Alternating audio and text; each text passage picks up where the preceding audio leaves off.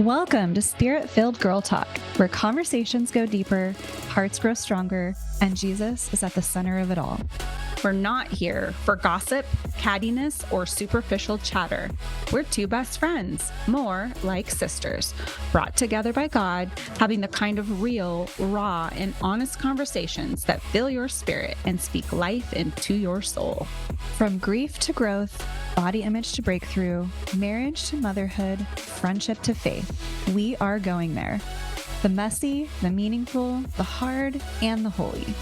We laugh, we cry, we challenge each other, and we hold each other accountable, all through the lens of what God is teaching us in every season. This is what Spirit-Filled Girl Talk looks like. Welcome to the conversation. Today's guest is someone very dear to me, not only because of her incredible ministry and writing, but also because of the personal connection the Lord knit between us years ago. When I first learned about her own journey with infertility, God placed it on my heart to reach out to her with a word He had given me. She later told me that what I shared was confirmation of something He had already spoken to her just the Sunday before. That moment became the beginning of a sweet friendship that I cherish to this day. Holley Gerth is a Wall Street Journal best-selling author, a life coach, and the co-host of the More Than Small Talk podcast. She has encouraged countless women through her words, wisdom, and walk with the Lord. Her newest book, Prayers for Peace of Mind, Scriptures and Encouragement for Days of Anxiety, Worry, and Stress, is releasing on September 30th. Holley, I am so honored to have you with us today. Thanks. And I would love for you to begin by sharing a little bit about your journey with infertility. Yeah. So Mark and I got married. We met in college and we thought, all right, we're going to start a family a few years after and it's going to be simple, easy. We know how this works. And months turned into years, turned into almost a decade. And we went through a lot of different things on that journey and said a lot of prayers and had tears and confusing moments. And eventually, one evening, I watched a documentary on kids who age out of the foster system. And basically, at age 18, they're told, have a nice life. And I remember sitting on my couch thinking, that is not okay. Like, who's going to rock their babies or walk them down the aisle or help them find their first job or all the things that we do as grown-ups? And so when people ask if we thought about adoption, I started saying, well, if we adopt, we're adopting a 20-year-old, which is an odd answer. That got me a lot of strange looks. Until one friend said, have you heard about Saving Grace? And it turned out there was a transitional living home being started in our community for girls who were homeless or transitioning out of the foster system. And I got connected with them. And then a few years later, went to a banquet celebrating the accomplishments of the girls and met a young woman named Lavelle, who was 20 and who God made clear was meant to be our daughter. So there's much more to it than that, but that is the beginning of our family journey. Oh, I love that. Thank you for sharing. So I have a couple questions for you as you've shared that. What did those early days of realizing that you might not be able to have children look like for you on an emotional and a spiritual level? Yeah, I think infertility is such a roller coaster ride. And, you know, people may be listening who aren't going through physical infertility, but I think we can experience the same emotions anytime we really want to birth something into the world and it doesn't work. So someone listening might be thinking about a dream or maybe a job they would love to have or whatever it is that is in your heart that you're like, I believe God has called me to put this into the world and I just can't seem to make it happen. And so I think the emotions that went along with that for me and for all of us are first grief. I mean, just acknowledging that this is grief. I think anytime there's a story that we told ourselves we would live and a gap between that and the story we actually live, we experience grief. And then frustration. It's frustrating to have a goal you cannot reach, especially when you are a go-getter.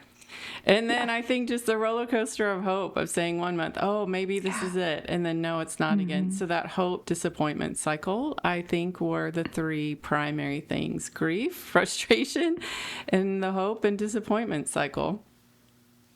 And I can attest to that. You too, Sarah, huh? Yeah, for sure. Yeah, it's an emotional roller coaster for sure.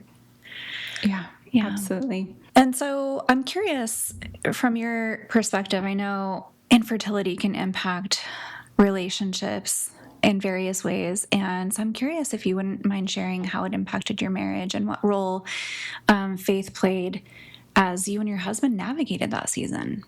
Yeah, I was really grateful that Mark and I, for whatever reason, I know this is unusual, so I almost even hesitate to share it, but we were always on the same page.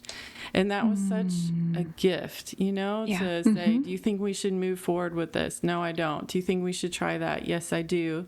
Like, I don't know. We always just seemed to be aligned. And that was kind of confirmation in a way of the path that we were on, even though where we ended up going was very different, for him to even say, oh, you met a 20-year-old, you think it's supposed to be our daughter? Okay, let's have lunch with her. Like even that is strange. So I think the difference came not necessarily in alignment around choices, but how we process emotions. So Mark is a thinker. I am a feeler. When we did our premarital counseling, we took some assessment, and there was a little chart that was like similar, different, and they told us this is where you're going to experience the most conflict and misunderstanding. And to this day, that is true. It's also become a source of strengths between us. But I think understanding that we might be feeling the exact same thing, but we are going to express it in very different ways, and making space for that, of saying, all right, we are both grieving, but grief looks different for you than it does for me. Or we're both frustrated, and that looks different for you than it does for me. And so learning to honor each other's emotions was a big part of it. And then bringing whatever we felt to God to say, you know what, I don't like this at all. Today I'm sad, or I'm mad, or I can't go to another baby shower, or whatever is happening. And knowing that I could do that act as an act of trust, not as proof that I didn't trust, I think was one of the biggest lessons. There's a psalm that says something like, I was greatly troubled, therefore I said to God, I trust you, or something like that. And I'm like, wait, that seems opposite. But so, so my husband and I kind of learning how to understand each other's differences and processing, and then also bringing whatever it was to God was a big part of our journey. I love that. That's so beautiful. What a just healthy place to be in that situation where you guys are so aligned and you're in agreement. And you're right, that probably isn't quite as common. But it's just such a good example of what it can look like, right? Which, I mean, if any of our listeners end up going through a fertility struggle, I think this is good to hear. It's encouraging. Sure. Sure. Well, you mentioned before that God had given you a word in that season, and then later he confirmed it when I reached out to you. Are you comfortable sharing what the word was that the Lord had given you at church, and how did it give you peace in the middle of so much uncertainty? Yeah, there was a day, it was Mother's Day, which was obviously a really difficult day. Yeah. Yes, lots of crying on lots of Mother's Days along the way. And I remember just feeling sad, and God just prompting me to go read the 3rd chapter of Genesis. And it's where Eve is called the mother of all living. And I felt like God told me that all women are mothers because all women bring life to the world in some way. And physical children are one way, and probably the most common way, but they are not the only. And so that really reframed my perspective. And I felt like God said I was going to be a spiritual mama and a mama to many. And I thought, okay, I'm going to birth books. I really thought that. This was pre-Lavelle, and I thought, okay, I'm a book mama. I'm just going to birth books. And that's even my small group. When my first book came out, they threw me a book shower because I didn't get to have a baby shower. I love that. So I love that. So that really helped me like change my perspective from I am not barren. I'm a mama. I'm just a different kind of mama. And I'm still a different kind of mama. So that I think is important for everyone on that journey to know is you are a mom, whatever that looks like, whatever you're bringing into the world, whether it's spreadsheets or children or amazing cakes or whatever it is that God has gifted you to bring into the world, that is mothering, and it's sacred and beautiful to Him. Oh, I love that, because I having been through the infertility journey, society doesn't always take that into consideration. And so Mother's Day is a really hard holiday for those of us who haven't birthed a child.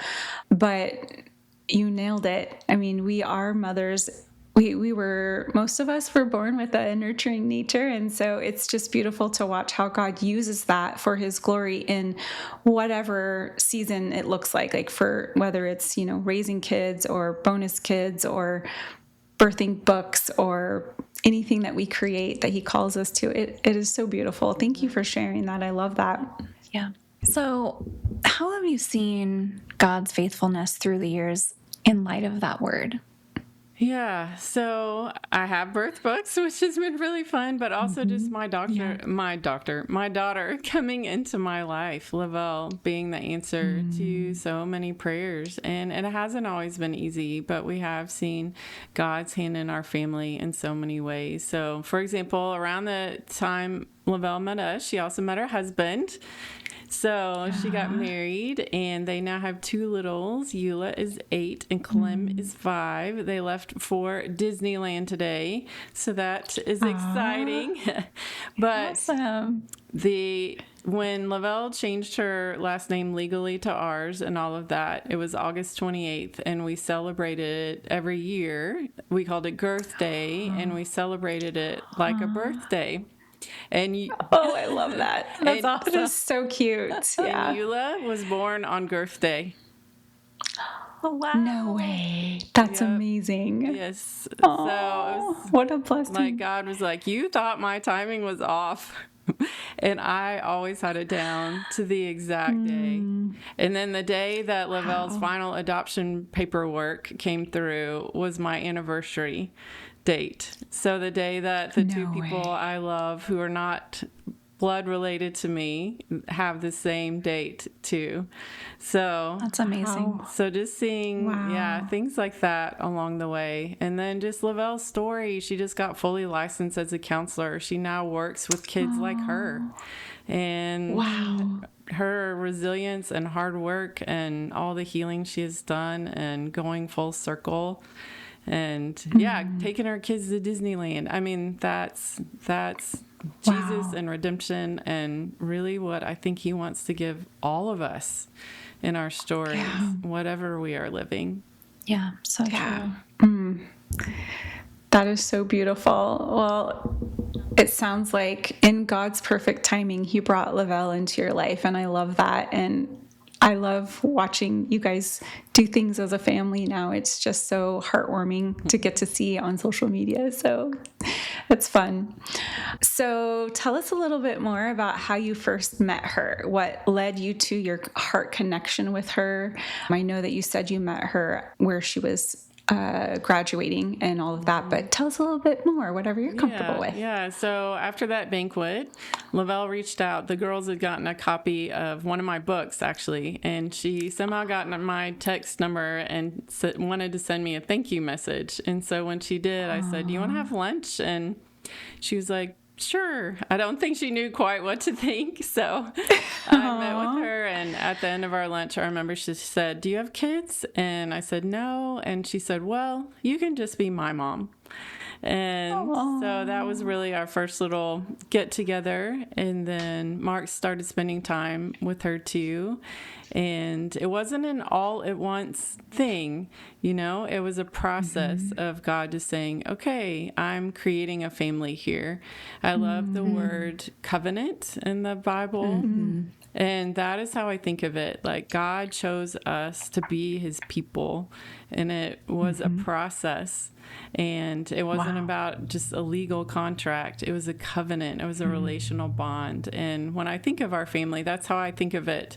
Like when I pray for my covenant family, because I think that is what we were given. And I think that can look like a lot of different things for people. Like people listening might have friends that they're my covenant family. Like they're the people God has chosen to be in my life. And I just love that he reshapes our ideas about what family looks like, what parenting looks like, what friendship looks like, what community looks like.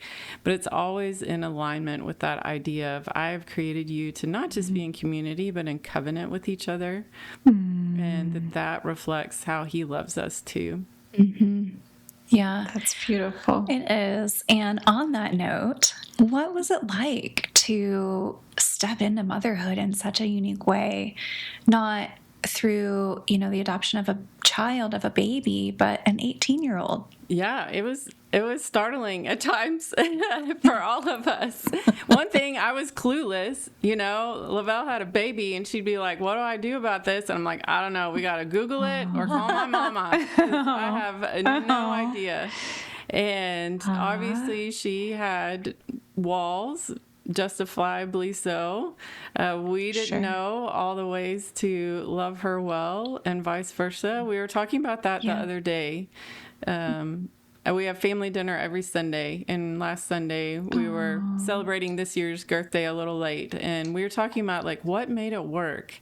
And I think it was that we just kept asking, how do we love each other well? We didn't say how can you become who we expect you to be?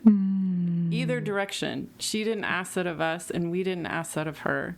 Instead, we said, how can we love each other well? How can we be the family God wants us to be? And so continually freeing each other from expectations and staying curious about each other, I think was such a big part of it. I ended up reading a book about communication styles and the difference between direct and indirect communication and how we learn that in different ways. And so that let Lavelle and I adjust a lot in how we were able to understand each other. So I think we have all just been learners and growers together. And there have been hard moments for sure. Of course. Definitely hard moments. But I think we have been willing to show up and do the work and show up and do the work again and apologize and show up and do the work again. And if you do that enough times with God in it, you build something solid and safe. Absolutely. And I think that is what we've done and we'll keep doing. But yeah, there's so many things that I look back and I'm like, I wish I had said that differently. I wish I had done that differently. I wish I'd known that sooner. But that's humans loving humans. You have to do it by experience. And how can we love each other well? I love that. I love the term fail forward, because it's the commitment to continuing to try, and not giving up. Yeah. And when it's humans, relationships, it's love, right? That's love. Yeah. For sure. Oh, I love that so much. So what would you say have been some of the challenges as well as the joys of becoming Lavelle's mom? Yeah. And a grandma, which, by the way, what is your title? Nana. Nana. I love it. I love it. So I was really close to my Nana and Poppy, and so I wanted us to be Nana and Poppy too. So we are Nana and Poppy. I'm named after my grandpa Holley. So that's fun. And Eula is named after my grandma. So that's really fun that got passed on. But yeah, I think challenges is just continuing to learn each other, kind of like I touched on a little bit ago, to say, how can I, instead of trying to make you more like me, how can I help you become more of who God created you to be? Like my daughter and I are nervous system opposites. She is an Enneagram 8, which if you're familiar with Enneagram, that is like the champion. They are fierce. Yep. And she is an extreme extrovert. If she took a test, I think she would test just as high extrovert as I test introvert. She has ADHD. I am an introvert, HSP, highly sensitive person who's a 9 on the Enneagram, which means I love calm and peace. And so it would have been easy for either of us to look at each other and say, maybe you should be a little more like me. And instead, we both looked at each other and said, we're different, and that means we're better together. How can we figure out how to bring the best out in each other and use that to make our relationship stronger? Instead of seeing it as differences, how do we see it as complementary? And same thing in my marriage. My husband's an ISTJ, Enneagram 5. Personality tests say we are incompatible and unlikely to even be friends. Oh, wow. But we just celebrated 25 years and we do the same thing. I think it's that continual letting go of like our own expectations and instead saying, God, how do you see this person? How do you see this relationship? How do you see this family? What is your purpose for it? What is bigger than just us and our own little thoughts about how things should go? And so I think a lot of that is humility and just saying, yeah, God, give me a different perspective and being safe for each other. I mean, before you can have love, you have to have safety. Absolutely. You know? And so I think learning what do each of us need to feel safe with each other was a big part of the process. Maybe especially for Lavelle because she just been through a lot. And so like one night I remember her coming in late and spilling some ice and being concerned that she was in trouble. And I thought, how can I convince her that she's loved, she's safe? And then years later at a family dinner, she had this giant glass pan that she tapped just right and it shattered into a million pieces. And it looked like that glass all over again.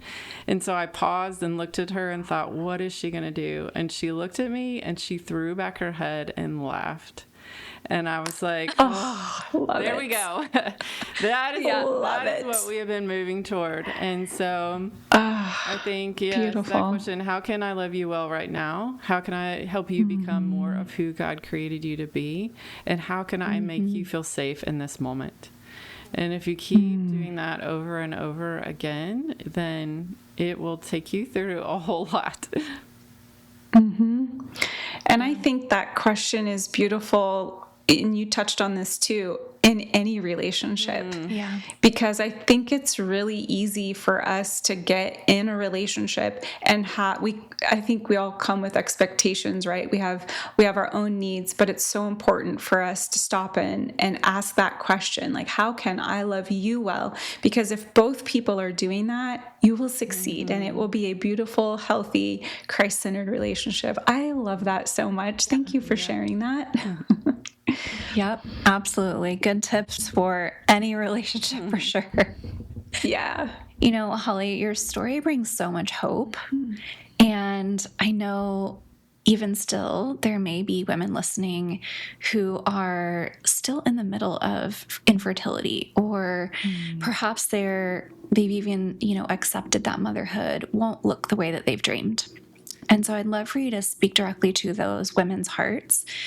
And specifically, what words of encouragement would you share with a woman who feels stuck in grief, that longing, or uncertainty about her future? Yeah, I would say first, give yourself permission to feel the grief, that it's valid. Even if eventually you have a baby or adopt, or God calls you to something totally different that fills that mothering role, she'll say, I'm sad that I didn't meet you sooner. And I'll say, me too, And we talk a lot about how you can be grateful for the life you had, grateful for the life you have, and grieve the life you didn't get at the same time. Are Lavelle and I grateful for the life we have with each other? Absolutely. Do we grieve the time we didn't get with each other and everything, the pain that we walked through? Yes.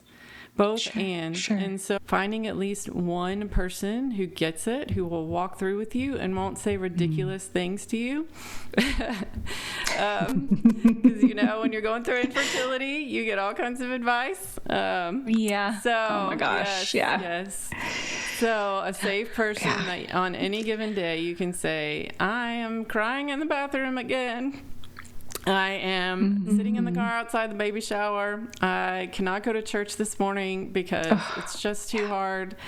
I'm mad at God right now. I am losing hope. I'm whatever it is to be able to just say out loud, this is where I am. I think we all need at least one person on our journey like that. And sometimes that one person is a counselor. Agreed.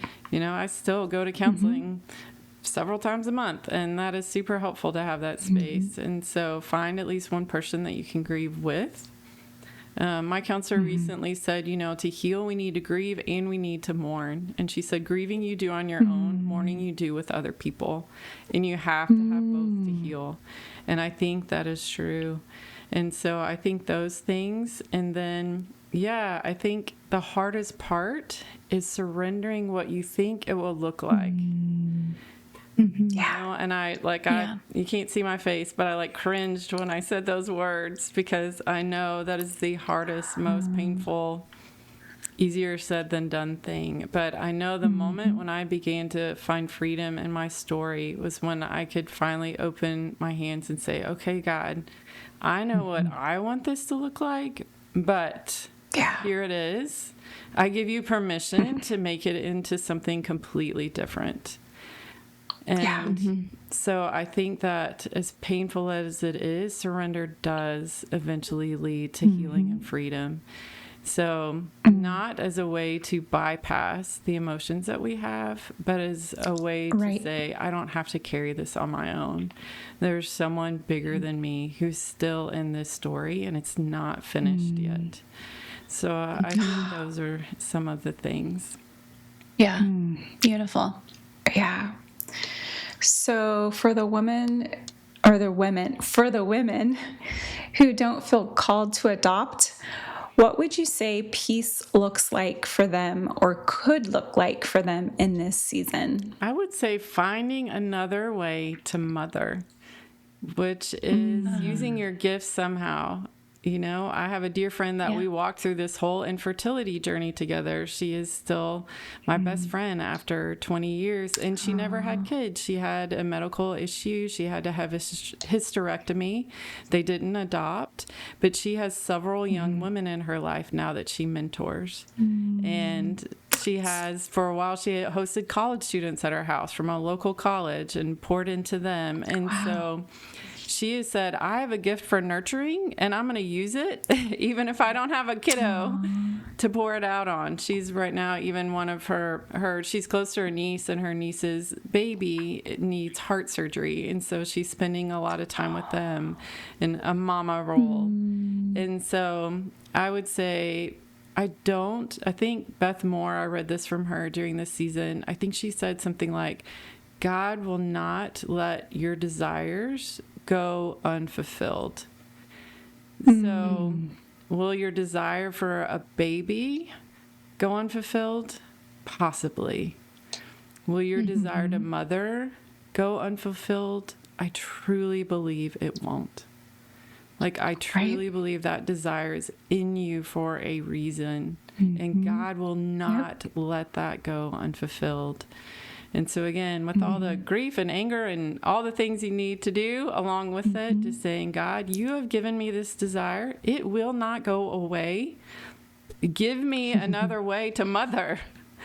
And see if there is something that might come about that's totally surprising or different. I mean, if Mark and I were like on our 25th anniversary saying, if our younger selves were sitting at this table, like our wedding day selves, and they were like, okay, tell us what happens in the future. And we were like, okay, here's the deal. Your grandparents, this is what we would have been like, no way. How's that even possible? That makes no sense whatsoever. But it's the story. And so I think that making room for the creativity of God is something that can be surprisingly healing. Oh, that's so beautiful. The creativity of God. I love that. Yeah. That's you are so good with words. You are. And it's such a great perspective.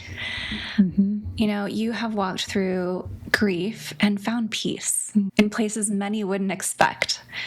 And now you've written a book that offers peace to all of us, no matter our story. And so, would you tell us a little bit about Prayers for Peace of Mind and just what inspired you to write it and what you hope that women will take away when they read it? Yeah, I have a new book called Prayers for Peace of Mind. It's for moments of anxiety, worry, and stress. And I wrote it because I've had a lot of those. And I think maybe I'm not the only one. I struggle with anxiety and probably have since I was a kid, probably will in some way for all my life. It's part of my nervous system.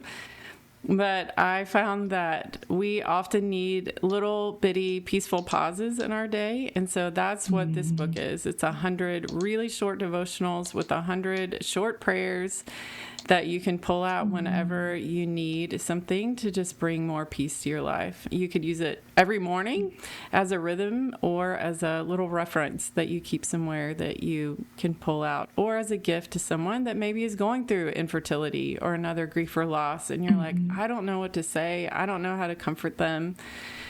This could be a book that you could put in someone's hands that could help.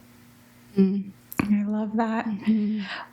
Tell us how you personally practice peace on a daily basis, especially when life feels uncertain. Yeah. Well, for me, I use the word rhythm, and that is really helpful for me. So I have rhythms in my life. Like I go on a walk almost every morning and pray, and it's just very conversational. It's just me saying, hey, God, I want to be connected to you today. And then making sure I have time with my people that I feel safe with, my husband and my close friends, moving my body, getting good sleep. All the nervous system things are a big part of it as well. And then I think just continually releasing things over and over and over again. I'm someone who likes to be in charge of my own life. And so even little prayers, like I borrowed this one from John Eldridge, but he simply says, God, I release everything and everyone to you. Or my version of it is, Jesus, give me the wisdom to know what work is mine to do today. I release everything and everyone else to you. And so those just continually saying, all right, I'm noticing that my peace has left. What is happening? How can I take a deep breath and support myself in the different areas? I think we often say, okay, I need peace, and so I'm just going to do a spiritual thing, or I need peace, so I'm just going to do a physical thing, or just an emotional one, or just a relational one. And we all lean more naturally into different areas. And so even pausing and say, okay, what's one thing my body needs right now? I need to take a deep breath. And if I can manage it, later I need to take a nap. You know, what is one thing my soul needs? I need to say a one sentence or a one word prayer. You know, what is one relational thing I need? I need to text a friend and say, I'm having a tough one today. Can you please remind me of what's true? And what is, you know, just a practical thing? Maybe, again, I needed a little more sleep or something like that. And so asking what's the next small step I can take in the different areas of who we are as humans, I think can be really helpful. So when we feel overwhelmed, it can feel like there must be one big thing that will fix it all, or at least I tend to think that. And I've learned that instead, if I can just say, all right, what is the next small step that I can take, even if it's as teeny tiny as one more breath, do that, and then ask that question again. What's the next step after that? What's the next step after that? Then I can usually move toward peace. It's not like an instant, I was out of peace, I'm back into peace, but I can start moving that direction. So that is probably what works best for me, is just saying, what's the next small step that I can take toward peace right now? Love that. Yeah, I love that too. It's simple. It doesn't feel overwhelming. It's very actionable. So yeah, that's great. Friends, Holley's story is such a reminder that God writes stories we could never imagine, and that his peace truly does surpass all understanding, even in seasons of waiting, loss, or unexpected new beginnings. We want to encourage you to pre-order her new book, Prayers for Peace of Mind, releasing September 30th, and you'll find that in the show notes. Holley, thank you again for joining us today, for sharing your heart and your story and the peace that you have found in Jesus with all of us today. Thank you for having me. And such a pleasure. It has been. Holley, would you be comfortable praying over our guests? Okay. God, we come to you now, trusting that the truest thing about us is that we are beloved by you. That is the truest thing about us. It is the truest thing about our stories. It is the unchangeable thing wherever we are right now. So you know all of our needs, all of our emotions, all of our struggles, our hopes, our dreams, and we place them into your hands. We entrust ourselves to you, every part of who we are. And we ask that you would give us what is truly best, what you know our hearts need, even if it looks completely different than we might imagine. Your word even says that you have more for us than we can possibly imagine. So I just pray for every woman listening. I pray for those who are grieving that you would be their comfort and sustainer. I pray for those that are hoping that you would bring the fulfillment of desire in ways that are deeply life-giving. For those who are frustrated and upset with you and not even sure if they can trust you anymore, I pray that you would prove your faithfulness and that you would welcome their anger with tenderness and compassion. I pray for every woman who is listening that whatever way she is called to mother, you would bring that forth in her. Pray that for young women, for mamas, for empty nesters, for retirees, for women who are in the workplace all the time, for women who are teachers or leaders or on church staff who work for nonprofits and schools, wherever every woman listening is, I just pray for a new blessing and anointing on her life in every way. God, I thank you that you are the author of our stories, and our stories aren't finished yet. I feel like in hard seasons, you kept saying, this isn't the end, it's the hard middle. And we know the end is ultimately with you, that you are the ending of our stories. And that is what we hope in today more than anything else. We hope for things, God, and we ask that you would grant them. But even more, we hope in you because we love you and we trust that you love us too. In Jesus' name I pray, amen. Amen. Amen. Thanks for joining us for another episode of Spirit-Filled Girl Talk. We hope you're leaving this conversation feeling encouraged, uplifted, and reminded that you're never alone in your journey. So let's keep redefining sisterhood together. And don't forget to subscribe, leave a review, and share this episode with a friend who needs a little spirit-filled encouragement today. We'll see you next time. For more real talk, deep faith, and life-giving connection,